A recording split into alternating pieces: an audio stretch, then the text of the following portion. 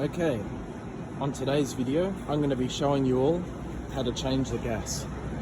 The first thing you want to do is obviously make sure that the forklift is off, the park brake is set, obviously the times are down.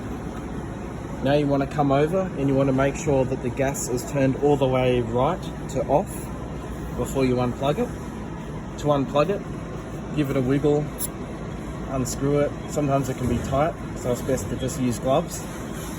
Once you pull this off, hear a quick hiss, drop it out of the way. Now we can actually move the gas canister by pulling on this lever. Once this is moved to that point, you can now go down to the pin.